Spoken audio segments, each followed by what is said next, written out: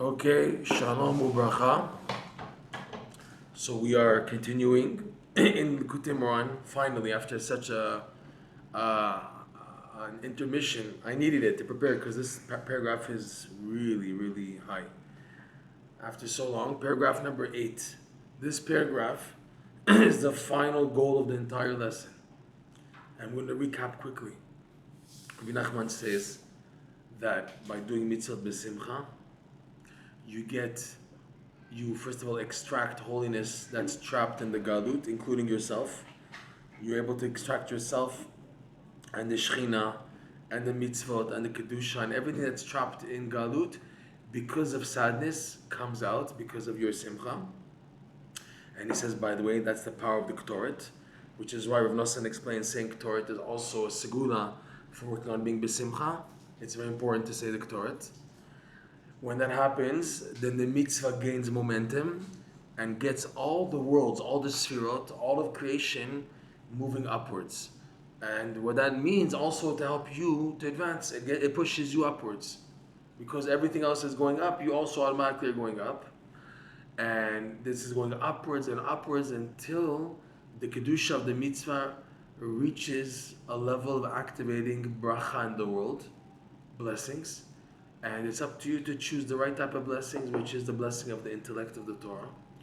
If you choose that wisely, then you have to join that with emunah. In other words, we went into this a lot.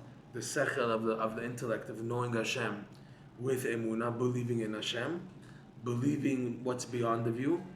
This joining together creates what's called the Keter. It activates the Keter. The Keter is already there, but to play the Keter in your life, you need to join the Sechel with Emunah together. This activates the Keter, and the Keter prepares you to receive a glimpse of the infinite light, the Or Ein Sof. You are now ready for the Or Ein Sof. And what's the Or Ein Sof? Is that it's the end of my life? What's the Or Ein Sof? Or Ein Sof means, Rebbe Nachman explains this, is that shining light into every area of your life that needs light. You have frustrations, confusions, blockages, things are not moving. To shine light, that there should be clarity. And when there's clarity, that's the greatest simcha. That's a higher level of simcha. You started off with simcha, now you get to a higher level of simcha b'ezrat Hashem if you connect to the infinite light. The infinite light is to give you what's called simcha yetera. More simcha, more, and now to have the clarity that you need in those areas of your life that you need. Okay? This is where we're holding now. We're now after the Keter.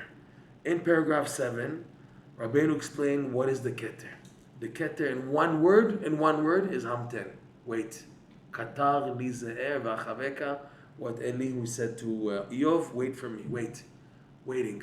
It's a waiting process. And what's so significant about that is that until now you're in the run. You're running, advancing, running. So waiting is like a push, it's like a block. Uh-oh, what happened? Boom. You hit a wall. And if you don't want to stop, so they pull the rug from under your feet so that you do stop. In other words, the Keter will smack you up enough that you will just, okay, I've had it. I can't continue anymore like this, and you just drop everything, which is good. Because this now is what we're going to go into now in this paragraph. What does this waiting do? It prepares you to be fit to receive the infinite light. So now, with this paragraph coming up, Rabbeinu is going to tap into the deepest section of the Zohar. They say, the Ben Ish Chai writes in his book Rav Pa'alim, that this Zohar from Parshat Noach 65a is probably even deeper than the Idra Rabbah, Idra Zuta. It's super deep. The Matok Midvash, when he starts to explain it, he says it's very difficult to explain this paragraph. And all the commentaries, Sha'at Ratzon, that's the best one that they have. All the commentaries, they say they have a hard time explaining it, and you can feel that they're dochek, they're forcing themselves to explain in a way, but they don't really know the grounding. He says that himself. And this piece of Zohar is repeated 3 times in the entire Zohar. Once in Parshat Noach, and it's repeated twice in Parshat Pekudei.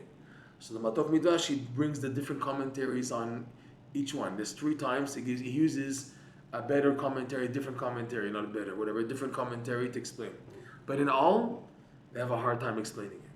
Now comes along Rabbeinu in the Likutey Moharan lesson 24, And his intent, as deep as the Zohar is, he wants to show you the practical application of the Zohar. And by the way, he explains the Zohar in a totally unique way that they didn't explain it. They explained it differently. All are Kedoshim, all are Tzaddikim, we're not saying anything bad. But how Rabbeinu brings it down on a practical level, and he even shows how Simcha is hinted in this paragraph of the Zohar. It's not mentioned at all, Simcha. But it's hinted to when it goes into saying that everything here happens with the Korbanot, and everything is associated with Korbanot, which is Ktoret. And Korbanot, Ktoret, Rav Nosson says, and Simcha are all one inyan, all one connection. So, just interesting, the Ben Ish Chai in his book Rav Pa'alim, how Rav Pa'alim works by the Ben Ish Chai, someone asks him a question and he answers. It's a responsa. She'elot u'tshuvot, shoot. So some guy asked him, he said, I know that the Ma'alat Kvodo is an expert in the Zohar, and I have a hard time understanding this Zohar from Noach 65a, and it's even deeper than the Idra you can see, and I thought maybe Kvodo can help me to understand it. So the Ben Ish Chai writes back, he says, I also have no grounding on the Zohar, and I don't hold at that high level like you think I do. And people who think they're Kabbalists and they're fit, let them see this Zohar and let them see if they're fit, if they're really Mekubalim, if they can understand this piece of the Zohar. But since you're asking me these questions and I feel you don't have any commentaries, I'm going to write to you the whole piece of the Zohar with the commentary of the Sha'at Ratzon, which in my opinion is the best commentary. That's what he writes. So he writes back to the guy the whole commentary of Sha'at Ratzon on this little piece of Zohar. The Zohar is about maybe 20 lines, 25 lines. Okay? So he goes into this, and we're now going to attempt to see step by step, slowly. We'll do our best. And don't forget, Rav Nosson, after paragraph 8, we'll do again a summary to get the practical points. Because he admits that it's super deep, and like Rabbeinu hinted to me that it's amok miyimtzaenu, it's very deep, this piece of the Likutey Moharan. So we'll do our best to go through it, understand it, and then we'll have again a repetition from Rav Nosson in paragraph 9. And then we have also Rav Nosson's Likutey Tfilot, how he explains it there, and also pieces from Likutey Halachot. Okay, so now, in last week's class on the Likutey Tfilot, we made a distinction between Meyashev Mesader and Mesader. Meyashev depends from whose perspective. From the recipient, you, the receiver below, it has to be first Meyashev and then Mesader. Sorry, it has to be Mesader and Meyashev. When coming from above, we said it comes first Meyashev and then Mesader. But us, we need first to make a Seder, and then we'll have the Yishuv. You have to make some Seder, some organization, and then settling takes place. But when it comes from above, it comes first. The goal is the settling. So that's the goal. That comes down first, and then this brings down a Seder. And we said the Seder also could be for the next level, to have organization after the Seder, and there's also organization before the Seder. So Rabbeinu, his wording is very precise. He says like this. I want to read first the whole sentence, and then we'll break it down. Ukeshe'oseh, paragraph 8, right? Ukeshe'oseh umtaken et ha'meyashev ha'mesader. Look at Rabbeinu's wording, amazing. And when a person makes and rectifies the settling of the mind, the controls of the mind, which are two parts, which are really one, the meyashev and mesader. Rav Gedai Kenning, he has a letter, and he says these two are really one. The Meshev Mesader. No, sorry, it's more on Mateh leMateh. We'll say Rav Gedai Kenning, we get to opening up the terminology of Mateh veLamateh. We'll leave it for them. In the meantime, one more time. When a person makes and rectifies the settling and the organizing of the mind. So he has a double wording. Oseh, metaken, and he has here Meyashev and Mesader. I said I would explain the whole sentence first. Let's translate. When a person makes and rectifies the settling of the mind and the organizing of the mind, Shehu Keter, which is, these two is really one. It's the Keter, the crown, comma, there should be comma here, Karaui. He fixes it properly, because if you don't fix it properly, this won't happen. The Keter will work if you do it properly. What does it mean to fix it properly? That you built it up through Simcha. If you built up to get to the Keter through Simcha, so then the follow-up will happen. And if not, the Keter won't do anything to stop a person, And they said, you want light? Okay, you get light. And the person gets too much light and they crash. This, Rav Nosson explains, is the main reason for those people who you saw that were daveners and they were into Kedusha and mitzvot and tikkun chatzot and nets and everything, and you see them 10 years down the line, 20 years down the line, they fell off or totally, or fell off and they're just holding on, status just to be minimum, and some even fell off totally. People were like with long payas and beard and everything, they shove off everything, they put on earrings and everything, chas v'shalom. But it happens. They were big daveners, you couldn't believe what happened to this guy. I saw him 10 years ago, he had a family and he was happy, whatever, he was into things, and then he crashes. What's midbares? Sof ma'aseh, Rav Nosson writes, b'machshava tchila. The end result that people crash shows on their beginning. That when they began in their pursuit of Yiddishkeit and to come closer, it wasn't out of simcha. It was out of fear or trepidation or dinim, a negative attitude. This is unfortunately very common by Baal Tshuvas. Baal Tshuvas, they feel such a guilt of their past, or even converts, so they do things out of dinim, out of harshness. Okay? So they crash afterwards because there's no simcha. They need a miracle to stop and to get into the simcha mode. Because this attitude of guilt and dinim, it only gets up to so far. The Keter won't do the job. The Keter won't stop them. And after light, these people want light like a drug, chas v'shalom. They want a high. They just want the spiritual high, and then they crash. Okay? Rabbeinu adds this word, karaui. I'm sorry, I'm already explaining, because I want to read the whole sentence and I can't. It's so exciting. And when the person makes and rectifies the settling of the mind and the organizing of the mind, which is the Keter, properly, and then what happens when it's done properly? So the normal scenario is, and when this is happening, all these things, right? The Me'ashem Esader and then the Keter Karaoi, and the mind is running to pursue, to perceive. It's pursuing to perceive the infinite light, which is beyond the Keter. And what does the Keter do to such a person? And the Keter is stopping the Sechel from running to hit it. Why is the Keter doing that? For the person's own good. Period. Okay, in order to settle the mind. We can go on, but this piece, we have to work on this piece a lot to open it up. Okay? Rav Chaim Kramer in his notes, he starts off with like a warning. He says, this part of the Torah is obviously talking about the greatest tzaddikim. This thing what he's going into now, that the mind to pursue and then reaches the Keter. When you hear this, you know what I'm going through.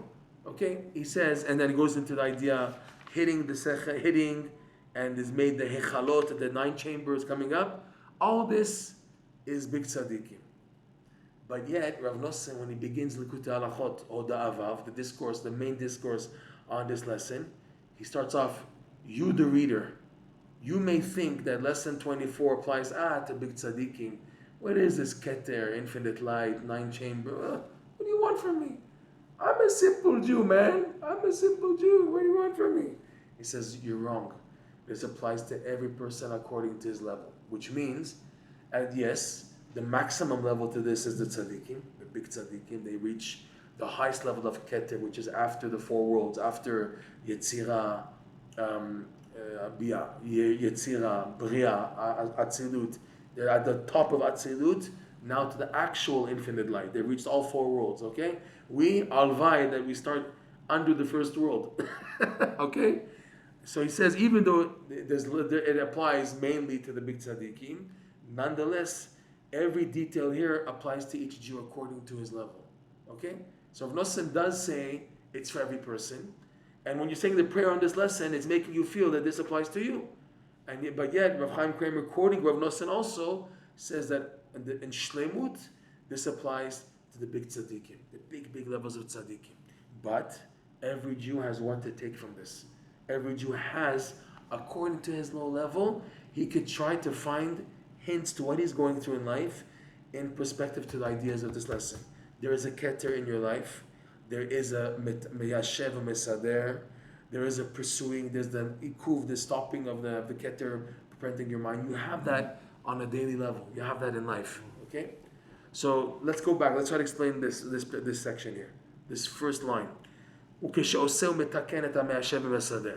So Rabbeinu says that you make and rectify 2 stages. And his wording is precise. Oseh, to make, goes on the meyashev, and metaken is on the mesader. What's funny is here's the first time Rabbeinu switched the order. Look in paragraph 7. Rabbeinu said until now, mesader and meyashev. Take a look, right? Paragraph 7. I'm just going to read it quickly. שדרכות הבריכה נתברך מהם המסד ומיישב את השכל שבחינת כתר, בחינת, where is it? Oh, I lost it. בחינת, right, but where is it here? I lost it here.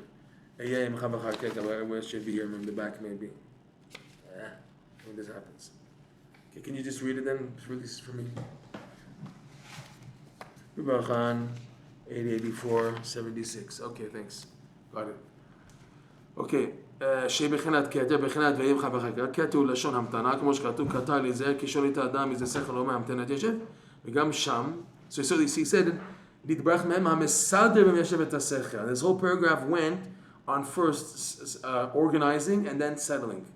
לסדר, to organize, to structure it properly, and settling. And here, Rabbeinu flips the lashon, okay? Rav Nosson already in the Likutey Tfilot, we saw already that he already shows sometimes Mesader Meyashev and sometimes Meyashev Mesader. Here in the actual lesson, Rabbeinu flips it. Okay, so it requires a bit of understanding. What in the world? What in the world? You know, if every word in this lesson is Lashon Rabbeinu, every word is precise. So every word makes a difference. If you say Meyashev Mesader and then you switch it to Mesader Meyashev, there must be a reason. I'm not going to say there's a typo. I'm not going to say in these lessons, oh, there was a printing error. This, they worked very hard to preserve it as best as possible. And when there were errors, they showed and point out on all the printing editions, this is an error, but this is not an error. This Mesader Me'ashev or Mesader Me'ashev, and the switching of the orders is how Rabbeinu wrote it. So here he's switching it. And it seems the Asiyah is going on Me'ashev, and the Metaken is going on Mesader. So try to explain this. When you make the Meyashev, you're actually making the settling of the mind, and you rectify the Mesader, you fix. Because let's work on backwards. Mesader is that thing, it's like a puzzle. The pieces are here, but it's not in the right place. I have to fix it. I have to fix the puddle. I have to fix the seder. The pieces here, I don't have to make anything. I don't have to produce anything, okay? I just have to fix. The things are here right in front of me. It's just all mumbled. There's a piece of the puzzle here. Oh, here's the piece. Put it over here. There's a piece over there. That's misader. And it's appropriate, the word letaken. Yishuv, le'ashevet adat. We said already that that's more associated with the traits or the midah of emunah. Emunah, you have to build it up. You have to make it. There's emunah inside your genetics and your DNA. It's dormant, okay? You have to now produce it. You have to bring it out. Asiyah, right? You have to make it and bring it out to make it, okay?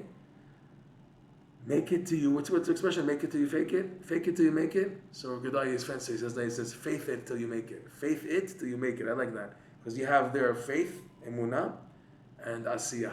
Faith it until you make it, okay? Because emunah is not an external factor. Oh, I need him. It's from you. It's inside of you.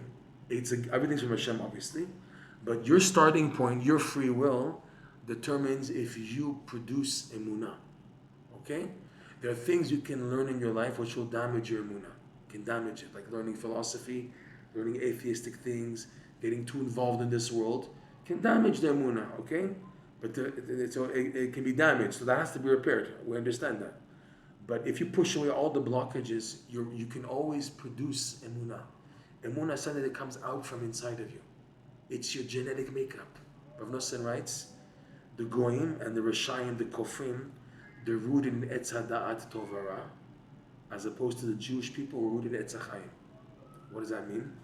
That an atheistic, a Goy who's a Rasha, who's into kfir and everything, they will never try to do things out of emunah.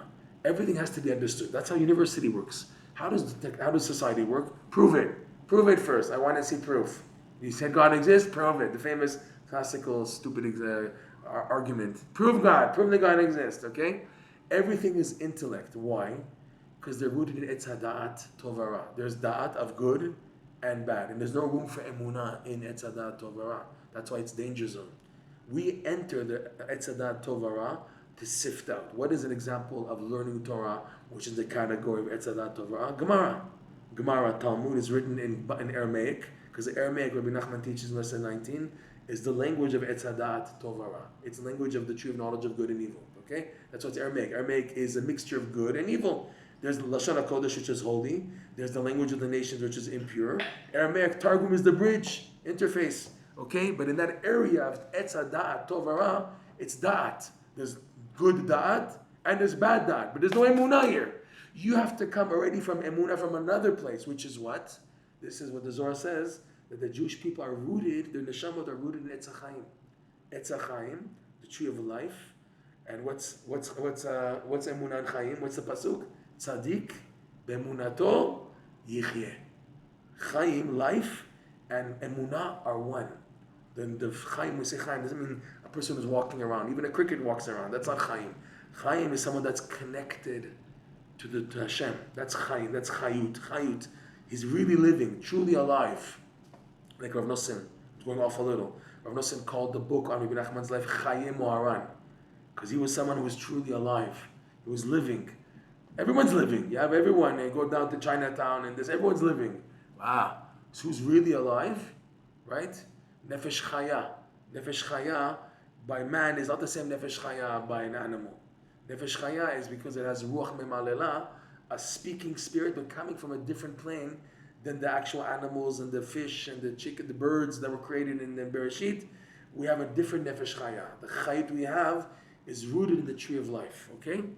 So what's unique about the tree of life is that our connection to this lifeline is only through Emunah. No sechel at all. It just comes to show how powerful Emunah is, how it's always needed. It has to be forefront. Because the Emunah is rooted in the tree of life, whereas you have levels of Torah which are below that. They're rooted in the tree of knowledge of good and evil. You have to sift them out.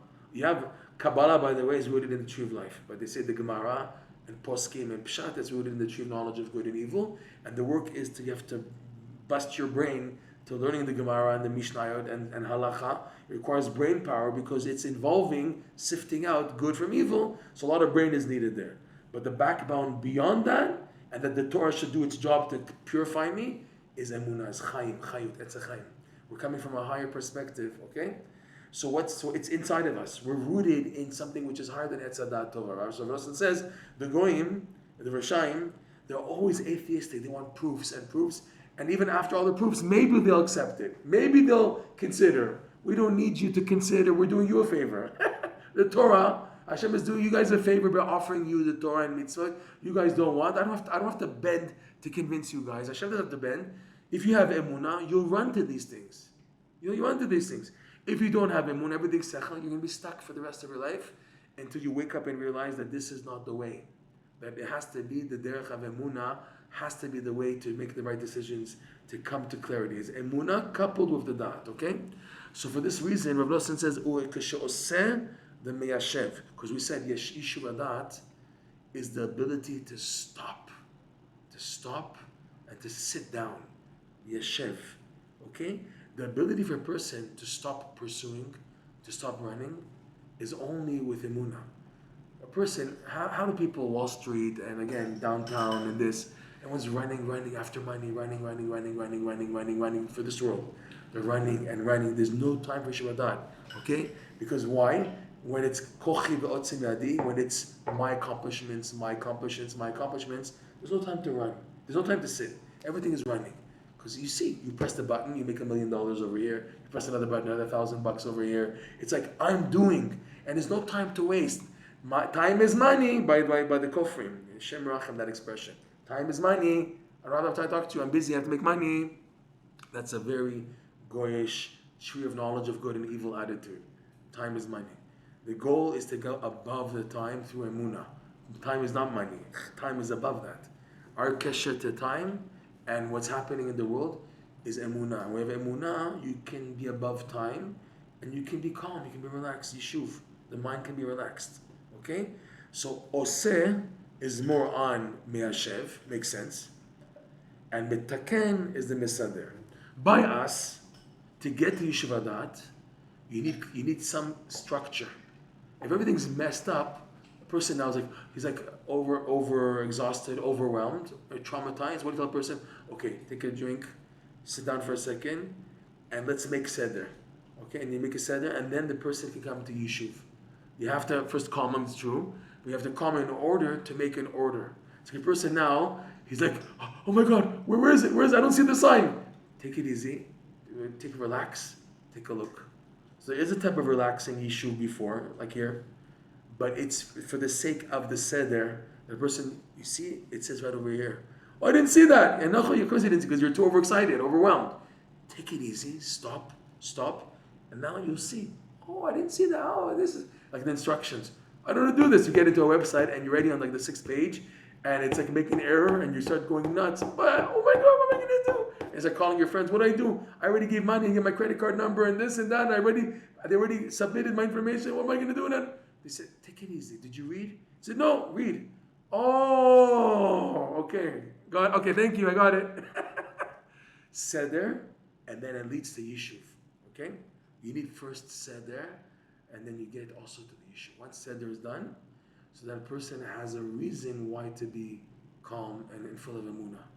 When the pieces of the puzzle are put into place, when there's a structure, organization, so then a person sees clearly why emunah is needed, and out of joy, out of understanding, he will accept to be miushav, which is emunah. I will now take on emunah mode, because this is all a thing of emunah. Period. This test in life is all a thing of emunah, not how much I understand. I have to do like this. I should have done like that, and this and this and that. It's not about that. It's about getting to emunah. But to get to the knowledge of emunah, you need here seder. Okay? So we said mesader mi'ashem. Oseh is on mi'ashem. Why the order switched?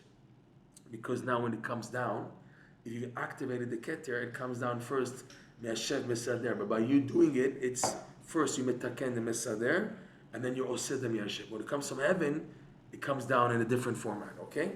So he says, when you succeed in oseh metaken, it's even after everything I said, it's still not understood 100%. There's still questions, because he's saying, what happens once the Keter is done?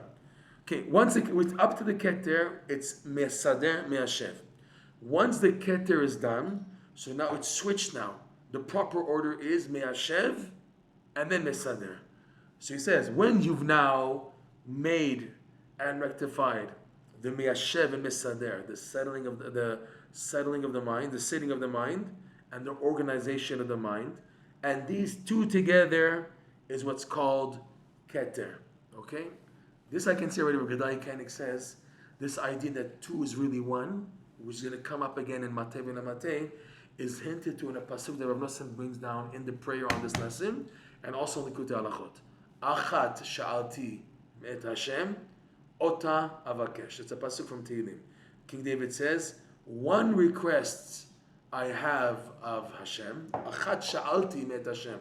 I have one request of Hashem. Ota avakesh. I will ask it. And what's his request? He mentions three things. Number one, shivti b'beit Hashem, kol yemei chayai. Number two, lachazot v'noam Hashem. Number three, ulvaker behechalo. But you just said at the beginning one request, and now you break it down to three. So these three, which are really two, are really one. How's that for making us upside down? Okay? One request I have. What is it? Number one, shifti, which is what he's saying here, the Yishuv. Shifti b'Beit Hashem. And the Bait, which is the Beit Hashem, which is the Beit HaMikdash, requires emunah, Yishuv, to be stopped, settled. That's Shifti b'Beit Hashem. Kol yemei chayai. Chayim is emunah. Tzadik ve'emunato yichye, we said, right? So, kol yemei chayai, all the days of my life, which is emunah, I will sit because of that. That's my request. I should have that. And then lachazot benoam Hashem, to view.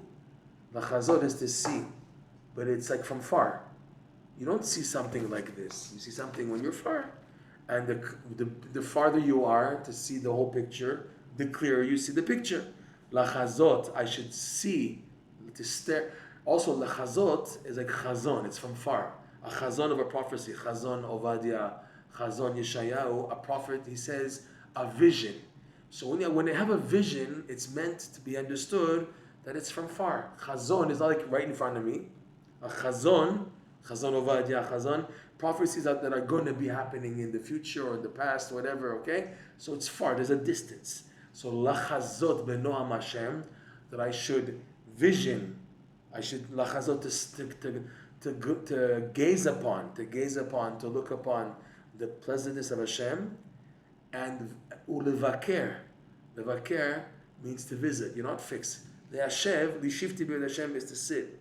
But levaker is a bikur, it's like a visit. You go bikur cholim, the mitzvah of bikur cholim. You're visiting the sick. You don't stay by the sick. You come to visit them, to see what they do. You don't stay there. You go, come back, because you need kochot to be able to do the mitzvah.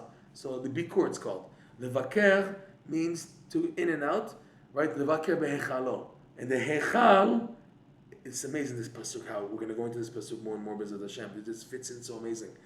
The hechalot, he's coming up talking about the 9 hechalot which are created. There, it's in and out. It's in and out. You're not fixed. So ulvaker bechalo, lachazot benoam Hashem, ulvaker bechalo is the part that you're out a little. You can say that's part connected to the seder, but I don't want to say that. I want to say shifti b'beit Hashem has in it the seder, because in order for shifti to take place, you need seder for that to happen. Ulvaker bechalo is a second thing. Both are called achat. Okay? Here by the Keter also, these two are really one. Okay? That's why I didn't want to say this because it's more applying to Mateh vela Mateh, but I couldn't resist because of the Yeshev, the Shifti B'Beit Hashem Kolim Echaya. It just fits in amazing. Okay? So when you've made and rectified, fixed the Miyashev Misader, which are both the Keter, and he says Kara'ui, properly. You've done it properly. This Kara'ui makes all the difference. Rav Nosson first of all says that the Kara'ui, who can say about themselves that they fixed the Keter Kara'ui? Only the greatest of tzaddikim. Okay? So the greatest of tzaddikim have this procedure happen. Whereas the average person, he's not there yet. He cannot honestly say that he's fixed his Keter Kara'ui. Which explains why the average person, when he goes up too high, he does crash. He does crash. And his crash is sometimes fatal, and it's very low, and it's very hard to get him back up. Tzaddikim, they have a bounce back, but they don't crash. They don't crash.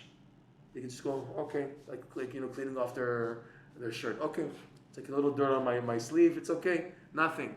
That's why by them it's mamash karaui. By us, when we crash, even if we're doing our best to be besimcha and everything, but we crash. We admit we crash.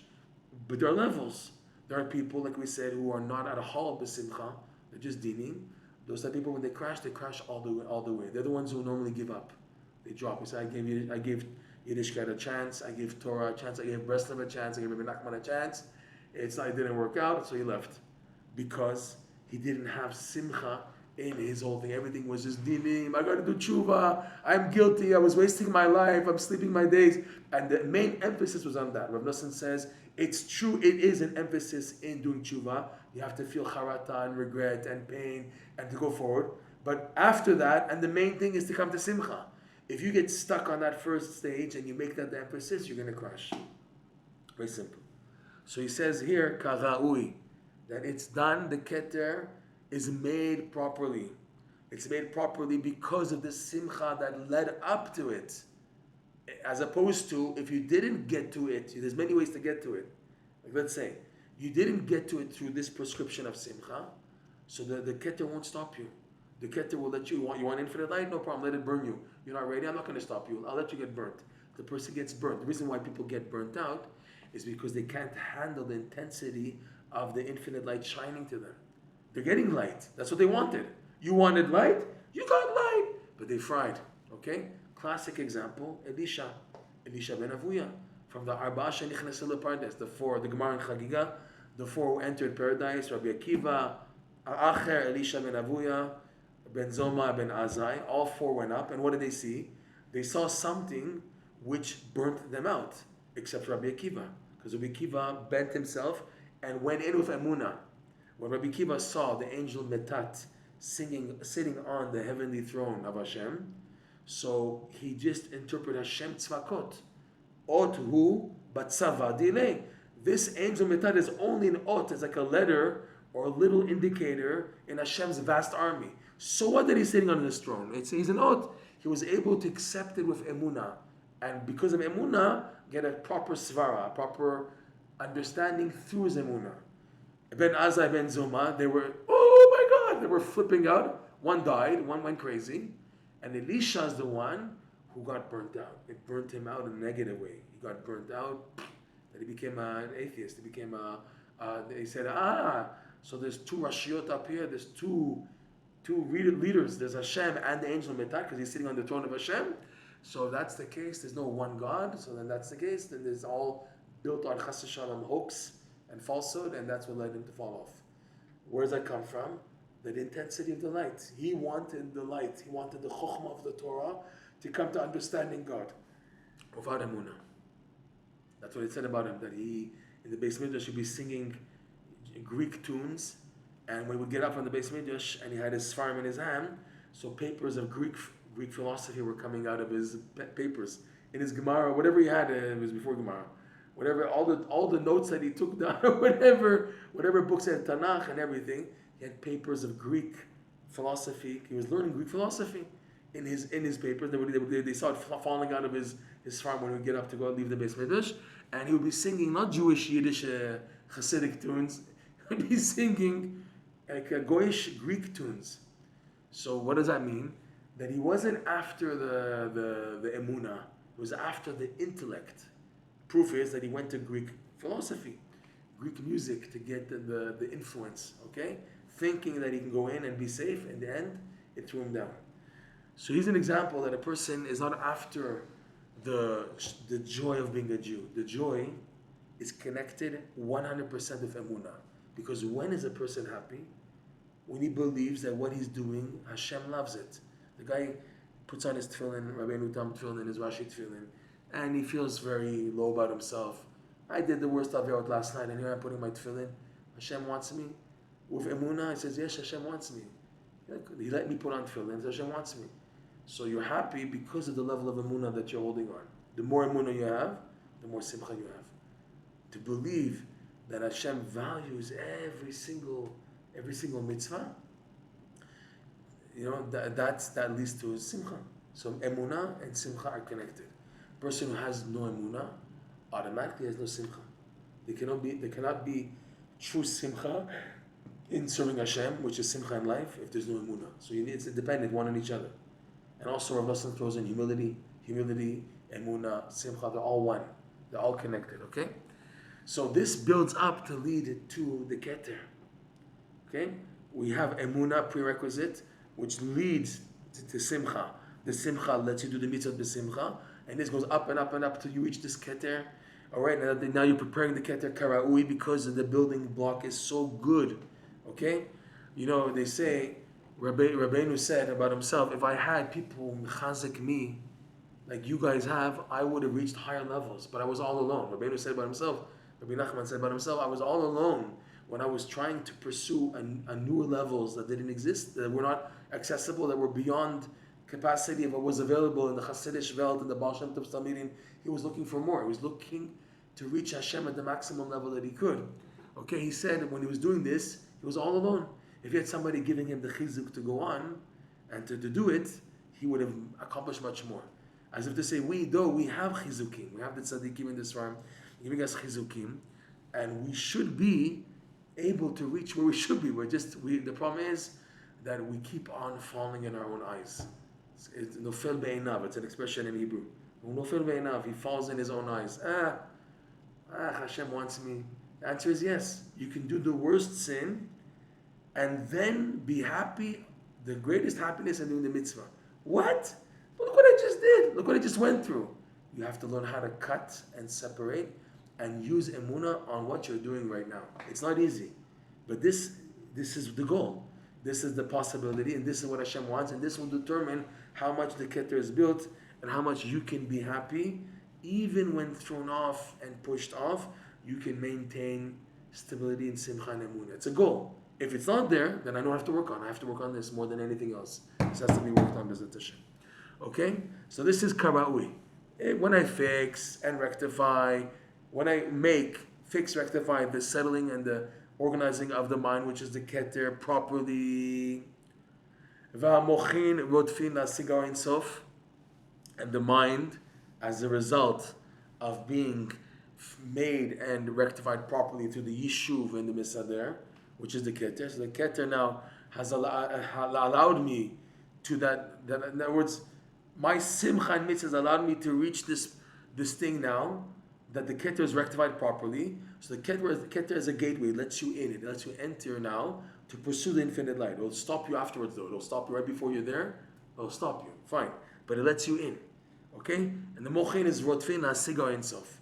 So the mind, the intellects of the person, Chokhmah Bin Adat, they're running to pursue the infinite light. Why they're running? Because that's the natural attitude Hashem created a human being. When a person is exposed to a big light, he drops everything and runs directed to the light. This Rabbeinu said also, if people were to see in this world the light of the tzaddikim, the light of the Torah, the light of doing mitzvot, as it shines in its root, if people were to see the light shining from the tzaddikim, the Torah and the mitzvot, people would drop everything and run to it. That's how Hashem created a human being. That when they see light, they run. Classic example, we mentioned this many times, is Har Sinai, Kabbalat Torah. Hashem told Moshe Rabbeinu, Hagber et ha'am.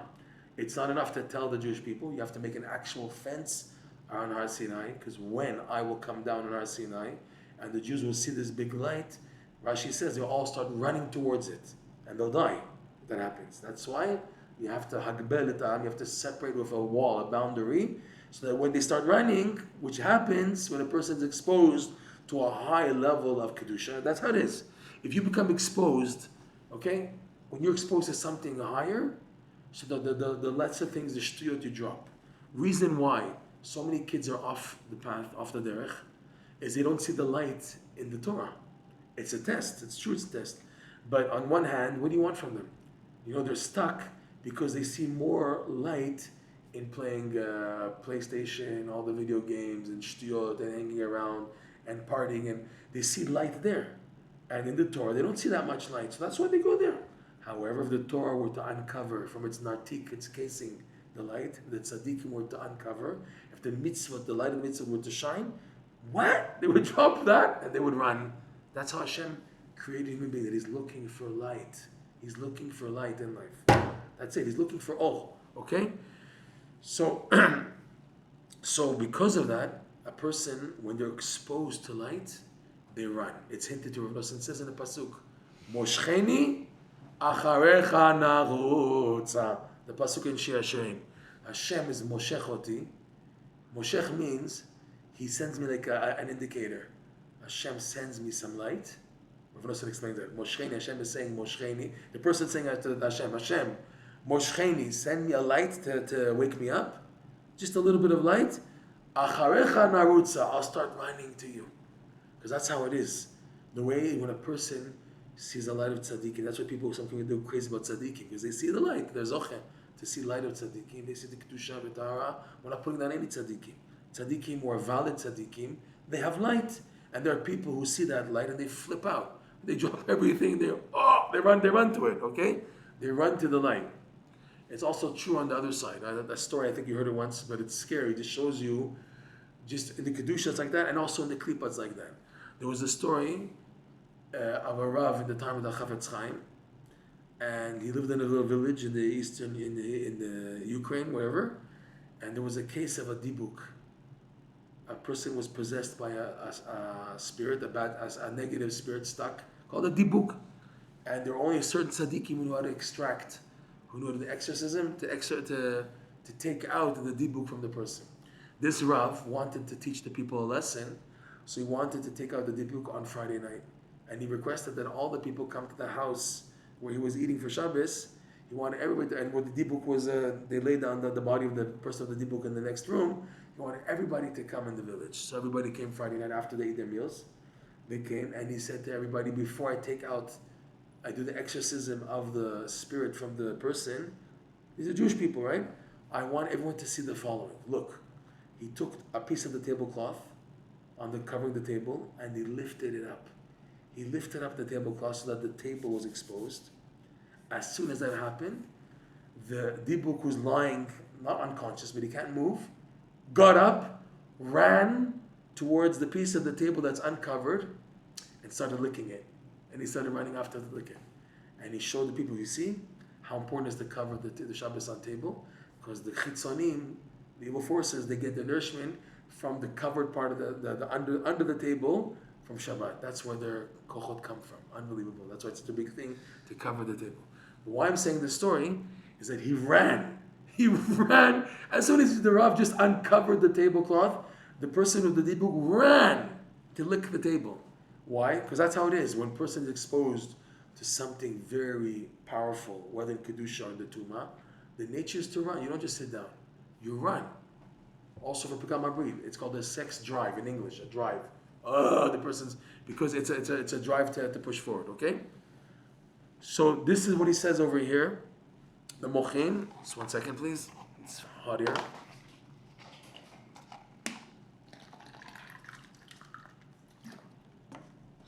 This is what he says here. V'amochin rodfin lahasig ha'or ein sof. And the mind, once the person has allowed the mind to be freed from the chains of galut, from the chains of sadness and depression, by doing the mitzvot b'simcha, and thus lifting himself out, by being happy, working on how to be happy, like we said, if it's telling jokes, if it's dancing and music, if it's finding the good points, if it's thanking Hashem, if it's looking at the final picture that everything's going to work out in the end, B'ezrat Hashem. So the mind is released. The mind is released from the shackles of sadness, depression, exile. And when a person's mind is released from what it was stuck in and trapped in for days, weeks, months, years, so he's like fresh, born again. And it's only natural that a person runs. He runs. The mind is running because now they've been freed. So when the Keter has been fixed properly, like we said, and the person's mind runs to perceive the infinite light. Because again, when you're exposed to the infinite light, you just run after it. When a person is exposed to a higher level of light than what he has, he drops everything. Okay? Again, this is what the Misnagdim couldn't understand, why the Chassidim are crazy about tzaddikim. Leave them alone. They saw light, so they dropped everything. I have to go to my Rebbe for Shabbos. I have to go to the Rebbe. I have to go to the tzaddik. What's wrong with you? Sit down and learn Torah. No, I'm in love. I'm going nuts. They see it from far. The light of the tzaddikim, the light of what they can get. They drop all these Baal Shem Tov stories. They drop everything and go run to the tzaddikim. That's the idea here, that a mochin are rotfin lasig or ein sof. That's how it is. People run after light. Right? So the person is running, and he doesn't reach it. He doesn't reach what he's running after. He's running to perceive the infinite light, but it's not working out. Why? Because the Keter is, no, you can't touch. Look, but don't look anymore. Look, we can't touch. You can't get to it. Can't touch this. You can't get to this, okay? The Keter, this faculty of the controls of the mind, that's the good translation, the controls of the mind, the Keter, the crown, which is activated by the person doing mitzvot b'simcha, like we said, the whole procedure, the whole process. So what happens, the Keter is me'akevet hasechel, it stops the intellect. Take it, wait for this light. No, stop. So the person, he's yearning to advance, the Keter doesn't let him. So the Keter stops him, but it's like, chas v'shalom, when you see in slow motion a car hitting a wall, hitting a pole. So what happens is the pole stops the car, but everything inside continues to go forward. It goes forward, right? The pole hits the car. But what's in the car, so too, a person when he stopped and he's going like 500 kilometers per hour. He's running to pursue. So he's running, and the Keter stops him. But it's like a rubber wall. It's not like a brick wall. It's a rubber wall that a person goes in and pushes him back.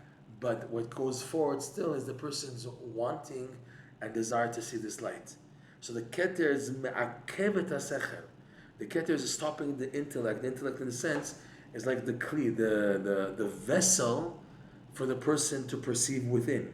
So the Keter is taking the kli of the person, his intellect. That's shino. The word, you have chokhmah, bina, da'at, and you have sechel. What's sechel? Sechel, in a sense, is like the vessel, the shekol, has everything in it. It's like a vessel of the intellect itself. It's part of the intellect, but it's more of a vessel. Chokhmah is characteristics of wisdom. Chokhmah means like wisdom.